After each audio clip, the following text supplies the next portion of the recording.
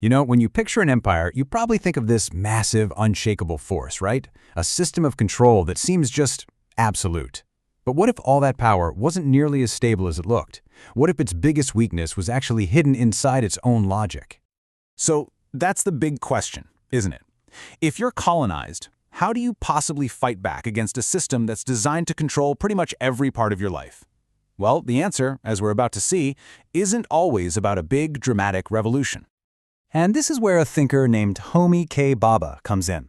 Back in the 1980s, he completely changed the conversation in post-colonial theory. He started mixing history with psychoanalysis and cultural studies, and he came up with a radical idea that the most powerful form of resistance wasn't some huge open revolt. Nope, it was in the small psychological cracks of colonial authority itself. All right, let's dive into our first section, a crack in the empire. This is where Bhabha points out the fundamental, kind of hidden flaw in the entire colonial project. And the key to this whole thing is a concept Bhabha calls ambivalence. Now, this isn't just about, having mixed feelings. For Bhabha, ambivalence is a structural weakness. It's this deep, unavoidable contradiction that's literally built into the way colonialism talks about itself. And here's what that contradiction looks like. On one hand, you've got the colonizers' civilization mission. They're constantly demanding that the colonized people imitate them. Be like us, they say. Learn our language, adopt our culture, prove you're worthy. But, and this is a huge but, on the other hand, the whole system depends on a racial hierarchy that says the colonized can never really be their equal. They have to stay the other. So you see the problem, right? It's a totally impossible demand. Imitate me, but don't you dare actually become me.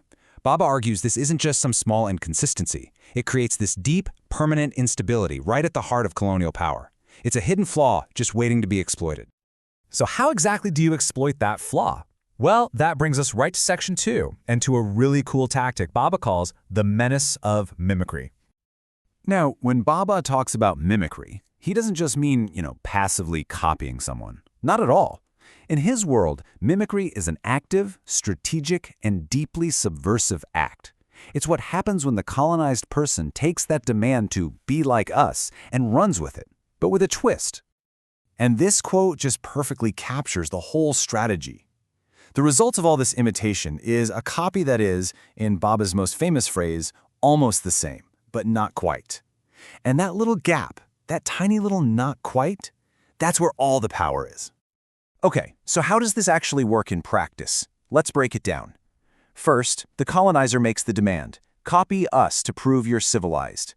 Step 2, the colonized person does it, but the copy they produce is never perfect. It's always a little partial, a little distorted. And then, step 3, that imperfect copy acts like a funhouse mirror. It reflects the colonizer's own culture back at them, but in a way that suddenly makes it look kind of artificial, and that totally messes with their sense of authority. This is the menace that Bhabha is talking about. The colonizer looks at the person mimicking them and sees a weird double vision. It's part reflection of themselves, but part something totally alien. And that double vision is really unsettling because it blurs that clean, hard line between us and them, which is what their power really depends on. But this whole thing isn't just about tearing stuff down. It's also about creating something brand new. And that's what we're going to get into in section 3, creating the third space. The result of this whole encounter, this mix of ambivalence and mimicry, is what Bhabha calls hybridity. This is the birth of entirely new cultural forms. It's not just a simple mix, it's a genuine fusion that pops up in that contact zone where colonizer and colonized meet. We're talking new languages, new art, new ways of seeing the world. And the consequence of this is huge. Truly profound. Hybridity basically proves that the entire idea of a pure or authentic culture is a total myth. The colonizer can't claim their culture is original and untouched anymore, and just as importantly, any attempt by the colonized to go back to some pure pre-colonial past is also impossible. Everything and everyone has been changed by the encounter. So where does all this creative stuff happen? Well, Bhabha calls it the third space.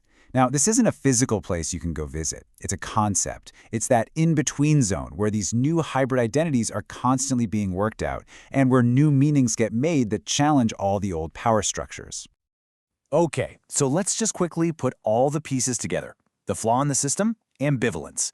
The tactic used to mess with it? Mimicry. The creative result of that tactic? Hybridity. And where does this all happen? in the third space. See, it's a clear path from a weakness in the system to creating something new. Okay, but let's be real. This all sounds pretty academic, right? So how does it actually apply to the world we live in? That's what we're covering in our final section, Bhabha's legacy today. You'll often hear Bhabha talked about with two other giants, Edward Said and Gayatri Spivak. They're kind of known as the holy trinity of post-colonial theory. And this chart really shows his unique angle.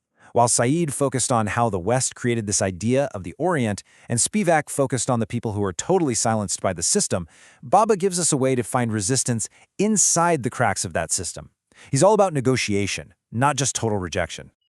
Of course, not everyone's a huge fan of Bhabha's work. His theories definitely have their critics. A lot of people find his writing style really complex and full of academic jargon that's hard to get through.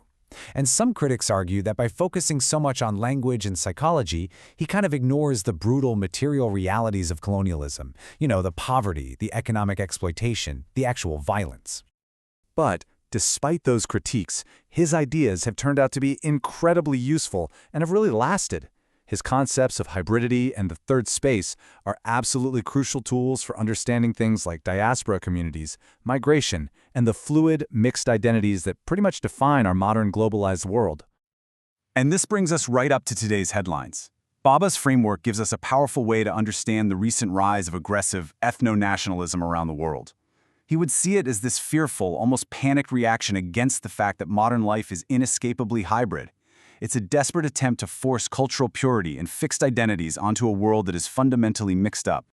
And so, that leaves us with a really crucial question for our own time.